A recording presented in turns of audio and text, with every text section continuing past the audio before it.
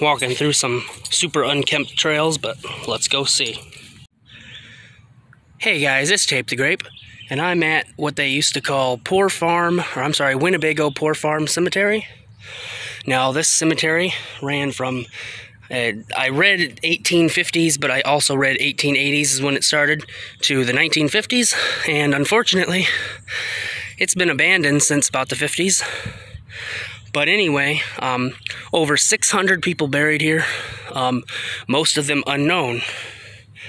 Most of the headstones were torn up, and there's still some small stones such as this, and they're just labeled as A9, A10, B10, you know, letters and numbers. Again, I don't mean to step on any of them. They're extremely hard to see what few are left here.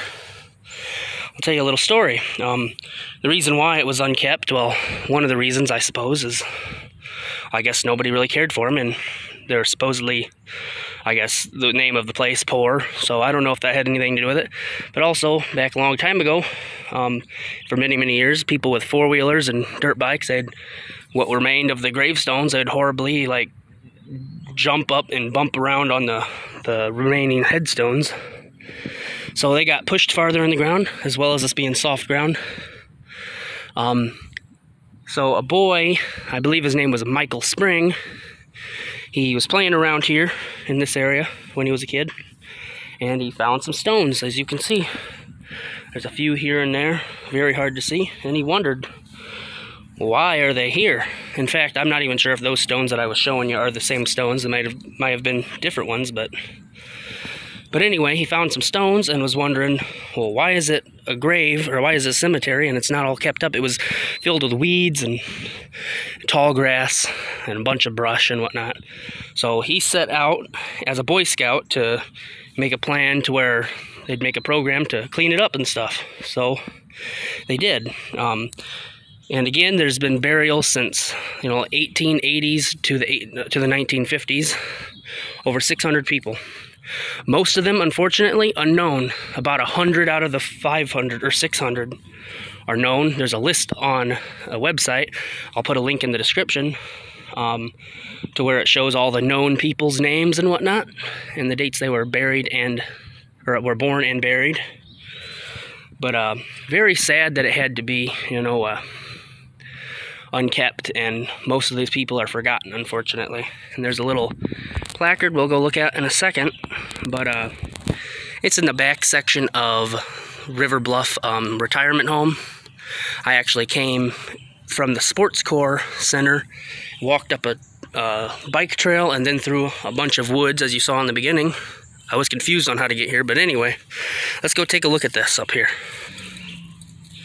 And another sad thing about this is you can see sometimes in some spots it's sunken down in where the gravestones are. Back in the day, they were put in really cheap pine boxes, and they rotted and, of course, sunk in the ground over time, but it's pretty sad. But let's go take a look over here. Here's the memorial that they had put up for everyone. Of course, like I said, most of them were forgotten, unfortunately. It says from 1884 to 1954. Dedicated by the Winnebago County Board. More than 600 men, women, and children. That's pretty sad, but at least they have the memorial for them. But as stated before, throughout this whole property, as you can see on the screen, that's where they're all buried. But anyway, I'm not sure if this piece of stone used to be a headstone or anything, just randomly in the ground. Makes me think that, but who knows, honestly. But as I said before, this is the trail that I came in at the beginning of the video. As I said before, a lot of them are unkept, and you see this one's right here at the entrance of the trail. So it's still kind of in the bushes, and I'm sure there's probably some still in the bushes that we don't know.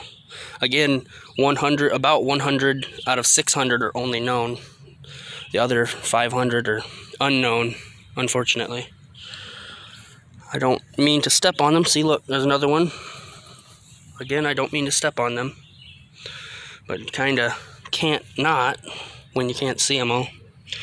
But anyway, this was Winnebago Poor Farm Cemetery, I believe it's called. I'll put it in the title what it's actually called once I look it up. But again, it's by River Bluff, the back section of River Bluff Retirement Home. But this was Shaped Grape, and I'll see you in the next one. Bye.